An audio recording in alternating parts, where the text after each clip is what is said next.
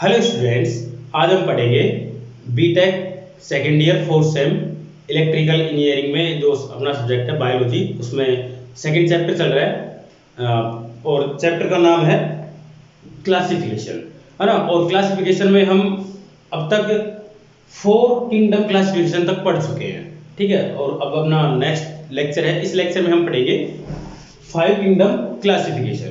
तो ये जो 5 किंगडम क्लासिफिकेशन है, ये एक अमेरिकन टैक्सोनॉमिस्ट ने 1969 में दिया था।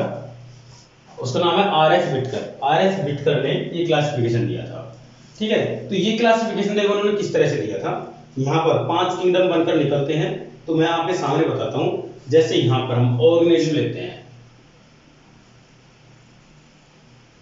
ऑर्गेनिज्म का मतलब है कोई भी जीवित प्राणी, ठीक है। ये कैसा भी हो सकता है, सारे सारे जीवित प्राणी ऑर्गेनिज्म कहलाते हैं, मतलब लिविंग बीइंग्स बोल सकते हैं, ठीक है। इनको दो ग्रुपों में इनको डिवाइड कर दिया यहाँ पर। तो यहाँ पर दो ग्रुपों में कैसे, कोशिकाओं के आधार पर। तो कोशिकाएं दो तरह की होती है, प्रोकैरियोटिक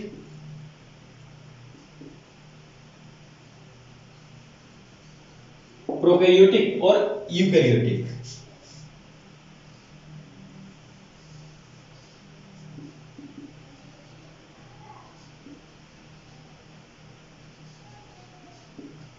ये दो तरीके की कोशिकाएं होती है, उनके आधार पर ये दो ग्रुपों में इसको डिवाइड कर दिया। अब इसके अंदर जो जीव आते हैं वो आते हैं किंगडम मोनेरा के अंदर।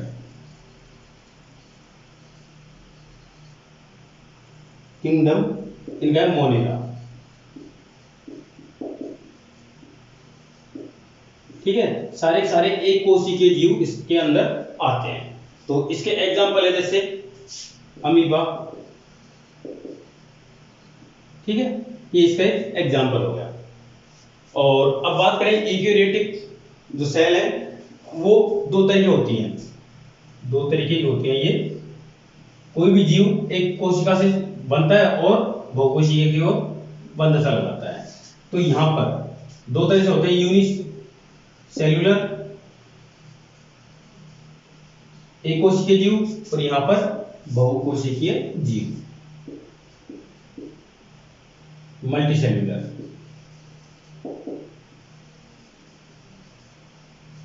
अब देखो यहां पर मैंने तुम्हें बताया था कि एक कोशिकीय जीव इसके अंदर पाए जाते हैं और बहुकोशिकीय जीव इसके अंदर पाए जाते हैं। तो इनमें फर्क क्या है? इनके अंदर फर्क ये है कि यहाँ पर जो एक कोशिका है वो ही सारा सब कुछ करती है, वो ही जंतु को भोजन पाचन सारी क्रियाएं उस एक कोशिका के अंदर ही होती हैं। और यहाँ पर यूकैरियोटिक बहुकोशिकीय जीव होते हैं, इनके अंदर यहाँ पर जो यूनिसेल्युलर ऑर्गेनिज्म है, ऐसे जीव हैं जो शुरू में एक कोशिकीय होते हैं, बाद में इनका विकास होते होते मल्टीसेल्युलर बन जाते हैं। मतलब ये एक कोशिकीय जीव से बनना शुरू होते हैं और ये मल्टीसेल्युलर तक बनते हुए चले जाते हैं। तो यहाँ पर ये दो तरह के हो गए। इनको जो एक कोशिका से शुरू होते हैं, एक ही कोशिका से शुरू होते हैं और ज्यादातर टाइम एक कोशिका रहते हैं, बाद में ये मल्टीसेल्युलर बन जाते हैं। तो ऐसे जो जीव होते हैं उनको किंगडम प्रोटिस्टा के अंदर रखा गया है।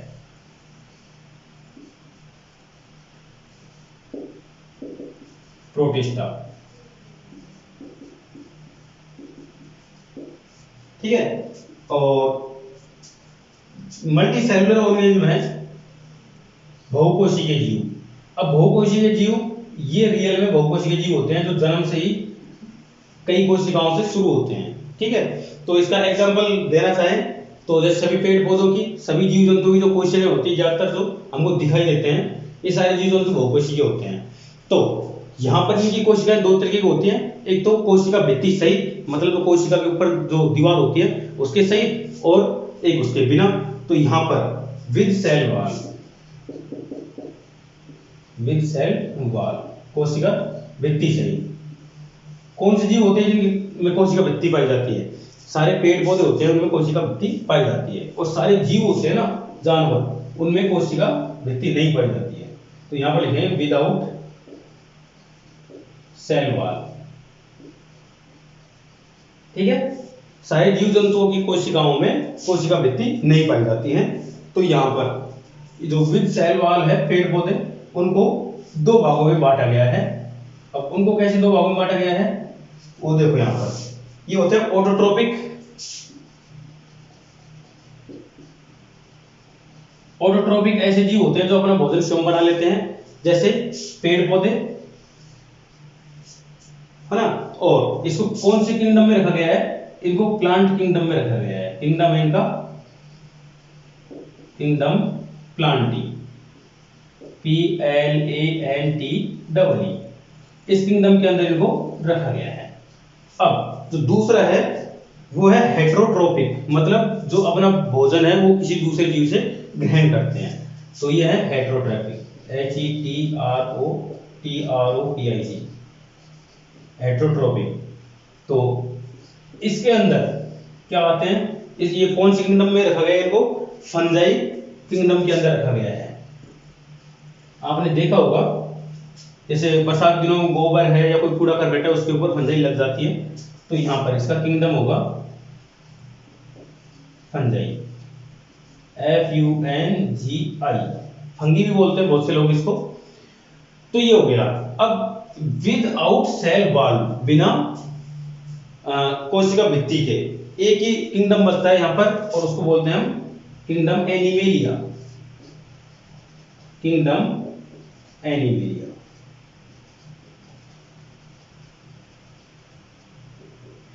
आपको लगेगा ये क्लासिफिकेशन समझ में आ गया होगा। एक बार फिर से देख लें इसको। सारे जीवित प्राणियों को दो भागों में बांटा, प्रोकैरियोटिक और यूकैरियोटिक कोशिकाएं। ठीक है, ये कोशिकाएं क्या होती है, एक तरह से सिर्फ एक कोशिका के अंदर सारे अंग पाए जाते हैं, और यूकैरियोटिक कोशिकाओं में सारे अंग नहीं पाए जाते हैं, अलग अलग कोशिकाओं में अलग अलग तरह के अंग पाए जाते हैं। तो इस तरह के जो जीव होते हैं उनको रखा गया है मोनेरा किंगडम के अंदर। ठीक है, और इसका एग्जांपल मैंने आपको बताया अमीबा, एंट अमीबा स्टोलिटिस का द्वारा एक बीमारी होती है। ठीक है, पेचिस नाम की एक बीमारी होती है जो इससे फैलाई जाती है, क्योंकि एक कोशिकीय जीव होता है। यूकैरियोटिक कोशिकाएं ऐसी होती है जिनके अंदर यूनिसेल्युलर भी कोशिकाएं होती है, मल्टी सेल्युलर कोशिकाएं भी ये ऑर्गेनिज्म होते हैं। मतलब एक कोशिकीय जीव भी होते हैं, बहुकोशिकीय जीव भी होते हैं। बस इन कोशिकाओं में फर्क ये होता है कि ये इनकी जो कोशिकाएं वो सारे फंक्शन नहीं कर सकती। देखो ये जो कोशिकाएं हैं यूनिसेल्युलर ऑर्गेनिज्म है, एक कोशिकीय जीव।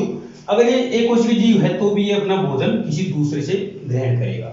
ये कुछ नहीं कर पाता है, बस क्या करता है, बना बनाया भोजन ग्रहण करता है और उसको वापस ऐसे कैसे निकाल देता है। इसके पास ना तो पाचन तंत्र होता है, ना कोई और प्रकार का तंत्र होता है, ज्यादातर इसके अंदर तंत्र नहीं पाए जाते हैं। तो ऐसे जीवों को रखा जाता है प्रोटिस्टा के अंदर। ठीक है, और मल्टी सेल्युलर के बारे में तो आप जानते ही, बहुकोशिकीय जीव इस दुनिया में ज्यादातर पाए जाते हैं। जैसे मनुष्य है, सारे जानवर हैं, सारे पेड़ पौधे ये बहुकोशिकीय जीव होते हैं। और ये बहुकोशिकीय जीव कैसे बनते हैं, एक कोशिका से दो से चार, चार से आठ, इस तरह से द्विगुणित होते हुए ये सारी कोशिकाएं बनती चली जाती हैं। तो यहाँ पर मल्टी सेल्युलर ऑर्गेनिज्म दो टाइप के होते हैं, एक तो कोशिका भित्ति के सहित और दूसरा कोशिका भित्ति के बिना। ठीक है, तो कोशिका भित्ति सहित मतलब जिन कोशिकाओं में भित्ति पाई जाती है, दीवार चारों तरफ एक मजबूत दीवार पाई जाती है, उन कोशिकाओं को कोशिका भित्ति सहित कोशिका कहा जाता है। तो ये कोशिका भित्ति सहित जो कोशिकाएं होती है वो दो तरह की जीवों में पाई जाती है, एक तो जो फंजाई होती है उसमें, और दूसरा पेड़ पौधों में। तो यहाँ पर जो दो टाइप में इनको डिवाइड किया गया है, एक तो ऑटोट्रोपिक, ऑटोट्रोपिक मतलब अपना भोजन स्वतः बना लेते हैं, और हेटरोट्रोपिक मतलब अपना भोजन जो किसी दूसरे के ऊपर निर्भर रहते हैं भोजन के लिए। तो जो ऑटोट्रोपिक होते हैं उनके अंदर सारे पेड़ पौधे पाए जाते हैं, तो इनको रखा गया है किंगडम प्लांटी के अंदर। और हेटरोट्रोपिक इनको रखा गया है किंगडम फंजाई के अंदर। और जो दूसरे साइड था विदाउट सेल वॉल, कोशिका भित्ति के बगैर जो बहुत सारी कोशिकाओं वाले जीव होते हैं, वो कौन से होते हैं, सारे जानवर होते हैं, वो बिना कोशिका भित्ति के पाए जाते हैं।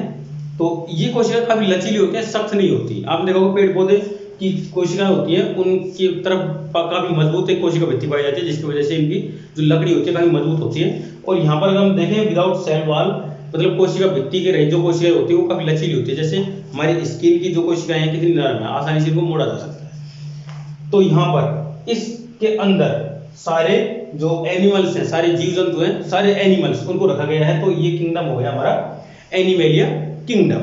अब इसके बारे में, इसके आगे बात करेंगे हम 6 किंगडम क्लासिफिकेशन के बारे में। तो चलिए शुरू करते हैं। मैं अभी बोर्ड मिटाता हूं, आप वीडियो रोक कर इस पूरे को आप उतार सकते हैं। ठीक है, हाँ, नेक्स्ट है 6 किंगडम क्लासिफिकेशन, और इसको 3 डोमेन क्लासिफिकेशन भी बोलते हैं। 3 डोमेन क्लासिफिकेशन।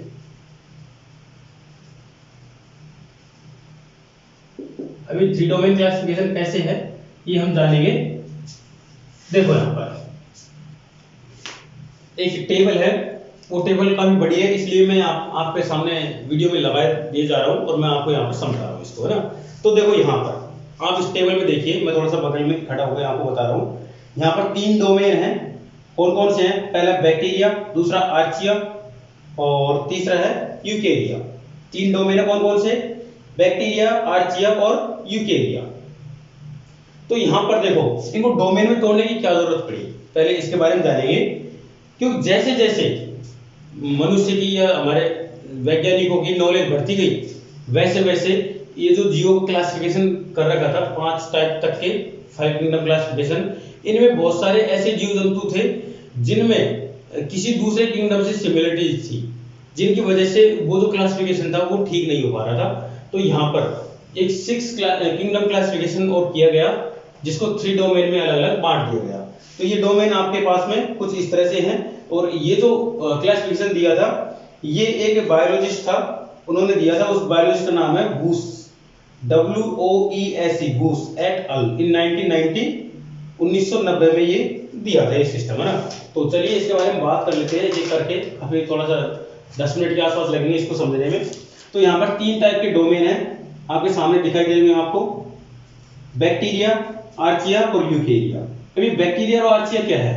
जो हमने 5 किंगडम क्लासिफिकेशन पढ़ा था, जिसमें हमने यूकेरियोटिक कोशिकाएं, प्रोकैरियोटिक एनिमल्स पढ़े थे, उनको यहाँ पर बांटकर 2 टुकड़ों में तोड़ दिया गया, तो बैक्टीरिया और आर्चिया के अंदर, और बाकी यूकेरिया था, यूकेरियोटिक एनिमल्स थे, उनको एक ही ग्रुप में रखा गया है, एक ही डोमेन में अभी रखा गया है।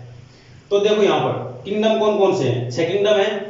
तो देखो जो बैक्टीरिया है उसके अंदर कौन कौन से हैं किंगडम आते हैं, देखो ईयू बैक्टीरिया, ईयू बैक्टीरिया एक किंगडम है। उसी प्रकार से archaebacteria, protista, fungi, plantae और एनिमेलिया, ये 6 किंगडम है इसके अंतर्गत।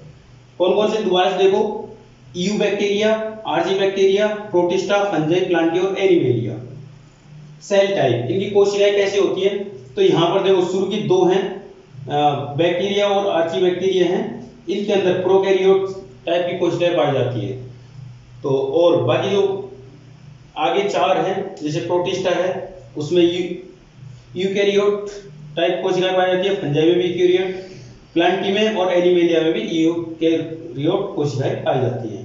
हाँ, नेक्स्ट है सेल स्ट्रक्चर, इनका कोशिकाओं का स्ट्रक्चर कैसा है। तो यहाँ पर देखो, जो अभी मैंने तुमको बताया था बैक्टीरिया और आर्ची बैक्टीरिया ये यूनिसेलुलर ऑर्गेनिज्म होते हैं, तो ये एक कोशिकीय जीव हैं। अब बात करें हम प्रोटिस्टा की, तो देखो प्रोटिस्टा ये मल्टी सेलुलर ऑर्गेनिज्म भी होते हैं और यूनिसेलुलर ऑर्गेनिज्म भी होते हैं। तो ज्यादातर तो ये एक कोशिकीय जीव होते हैं, लेकिन कभी कभी ये बहुकोशिकीय जीव भी हो जाते हैं। हम बात करें फंजाई की, तो फंजाई ज्यादातर तो बहुकोशिकीय जीव होते हैं, लेकिन कभी कभी एक कोशिकीय जीव भी पाए जाते हैं, मतलब मोस्ट मल्टीसेलुलर, सम यूनिसेलुलर। और प्लांट और एनिमल तो हमेशा मल्टीसेलुलर ऑर्गेनिज्म होते ही होते हैं, ठीक है। अब बात करें मोड ऑफ न्यूट्रिशन, मतलब ये अपना भोजन कैसे ग्रहण करते हैं, इसके आधार पर देखो।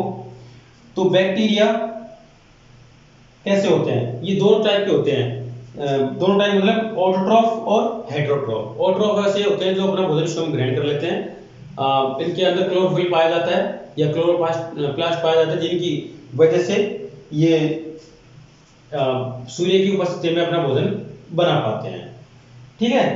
और बात करें आर्चिया की, तो ये भी दोनों टाइप की भोजन ग्रहण करते हैं, ये खुद भी बनाते हैं और किसी दूसरे जीव से या किसी दूसरे कार्बनिक यौगिक से अपना भोजन ग्रहण कर लेते हैं। बात करें प्रोटिस्टा की, तो प्रोटिस्टा में भी दोनों तरफ का सिस्टम होता है, ऑटोट्रॉफिक भी होते हैं, ये अपना भोजन स्वयं बना लेते हैं, और अगर इसको कहीं से बना बनाया मिल जाए तो ये ग्रहण भी कर लेते हैं। और बात करें फंजाई, प्लांटी और फंजाई, ये है क्या होते हैं? हेटेरोट्रॉफिक होते हैं, मतलब ये दूसरे से ही भोजन ग्रहण करते हैं। प्लांटी की बात करें, सारे पादप जगत है वो अपना भोजन स्वयं बनाता है। और हेटेरोट्रॉफ मतलब एनिमेलिया, ये हमेशा हेटेरोट्रॉफ ही होता है, सारे जीव सारे जानवर होते हैं वो अपना भोजन उत्पादक ऊपर ही निर्भर रहते हैं, जैसे पेड़ पौधों के ऊपर ही निर्भर रहते हैं। अब इनके एग्जाम्पल देख लेते हैं, जैसे बैक्टीरिया के एग्जाम्पल कौन कौन से होते हैं, स्ट्रेप्टोकोकस,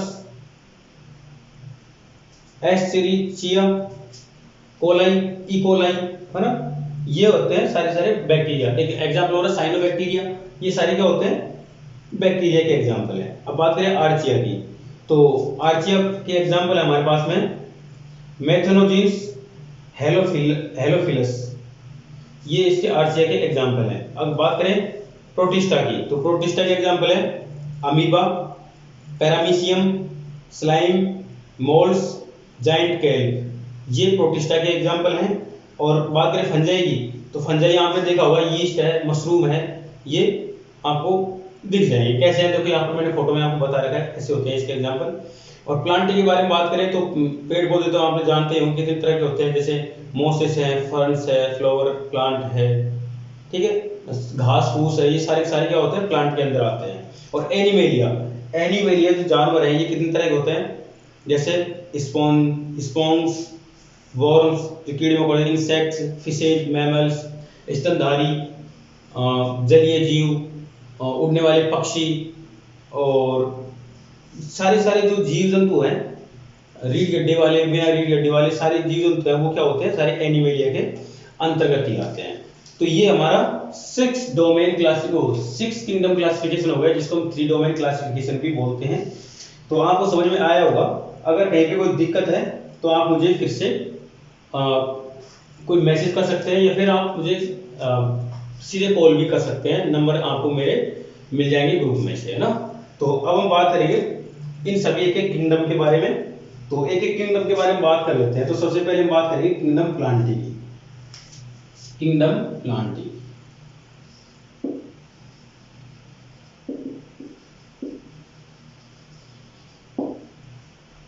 मतलब जो पादप किंगडम है उसके बारे में बात करेंगे।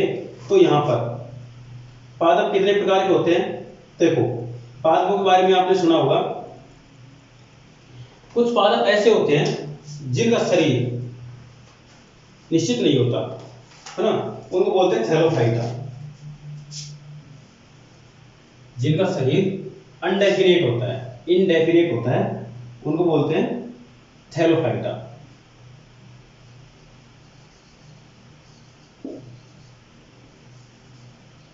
ऐसे पादप जिनका, देखो क्या लिखा गया है यहाँ पर, plant body is not well differentiated, मतलब इसकी जो पादप की जो बॉडी है वो बिल्कुल अलग आपको दिखेगी नहीं कि कैसी है ये। जैसे कोई चट्टान है, उसके ऊपर लगी हुई काई, आपने देखा होगा, काई और चट्टान को एक दूसरे से अलग करना लगभग हमको लगता है कि इम्पॉसिबल है ना। तो ये इसको हम ऐसे नहीं कह सकते कि कौन सा इसका शरीर का अंग है और कौन सा चट्टान है। दूसरा भाग है यहाँ पर इनडेफिनेट लिख सकते हैं हम,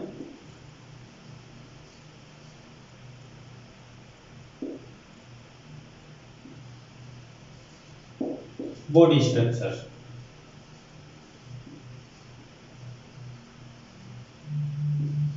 ठीक है। और दूसरा यहां पर डेफिनेट बॉडी स्ट्रक्चर।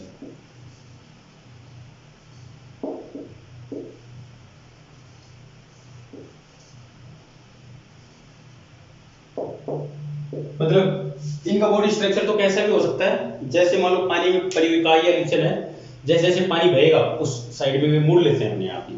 और दूसरा है डेफिनेट बॉडी स्ट्रक्चर, जैसे आपने बरगद का पेड़ देखा है, नीम का पेड़ देखा, आम का पेड़ देखा है, पीपल का पेड़ देखा है, इनका बॉडी स्ट्रक्चर हमेशा एक जैसे रहता है, बदलता नहीं है। हाँ ये बढ़ते जरूर है, लेकिन एक बार ये बढ़ने के बाद सख्त हो जाते हैं, तो उसके बाद भी कभी इनको मोड़ना पॉसिबल नहीं है, अगर ज्यादा बढ़ेंगे ये टूट भी जाते हैं, ठीक है।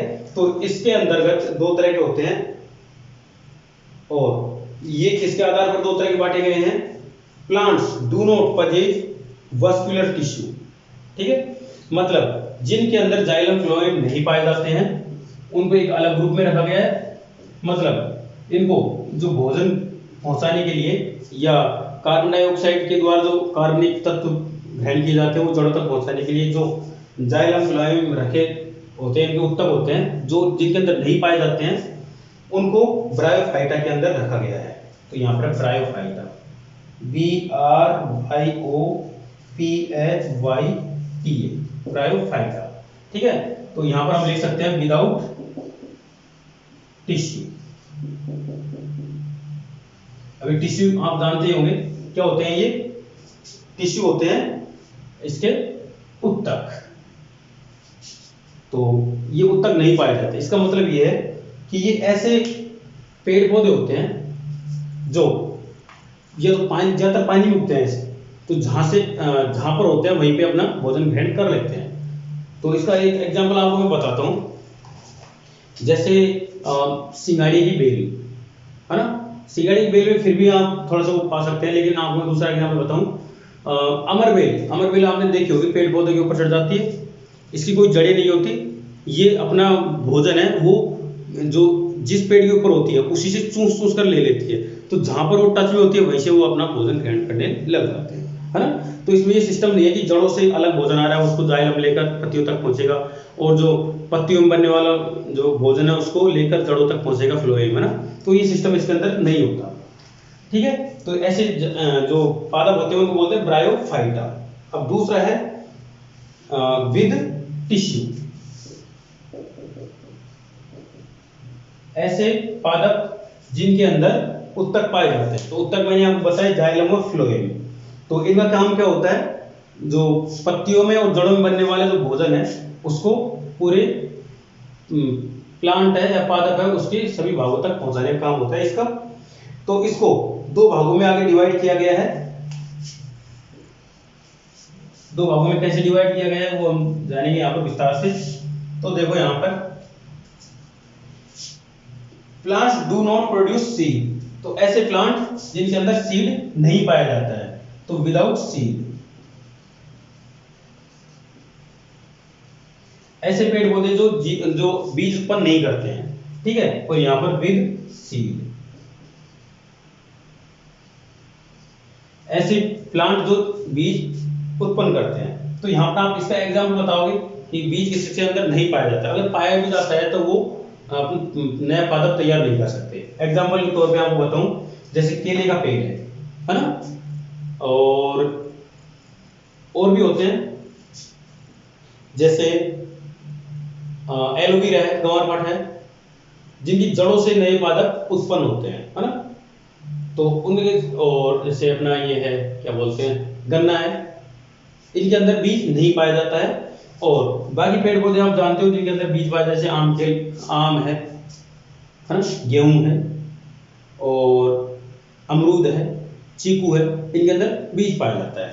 तो इनको कौन कौन से ग्रुपों में रखा गया है, तो जो टेरिडोफाइट होते हैं जिनमें बीज नहीं पाया जाता है, तो टेरिडोफाइटा, TERIDOPHYTA,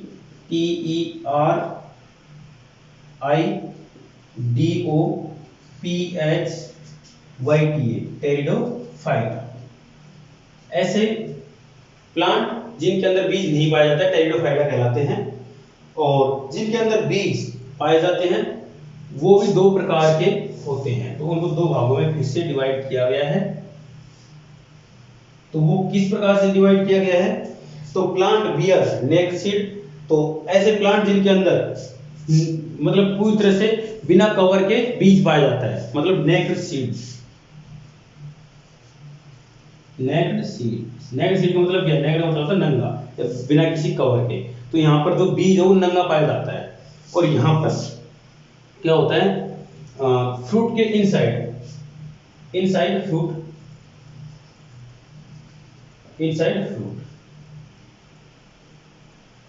ठीक है। तो फल के अंदर बीज पाया जाता है और फल के बाहर बीज पाया जाता है। तो इसके आधार पर इनको दो अलग अलग ग्रुपों में बांटा गया है। तो यहाँ पर उनका नाम क्या है, जिनमें नंगा बीज पाया जाता है, डायरेक्ट बीज आता है सीधे सीधे, फल के अंदर नहीं आता है, उनको बोलते हैं जिम्नोस्पर्म। इनको बोलते हैं जिम्नोस्पर्म, GYNOSPERMS,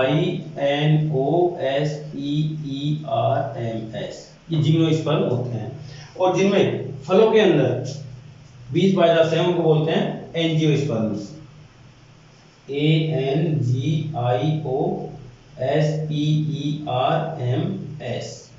तो ये हमारा प्लांट किंगडम हो गया। ठीक है, तो स्टूडेंट्स आज इस लेक्चर में हम इतना ही पढ़ेंगे। अब अगले लेक्चर में देखते हैं। धन्यवाद।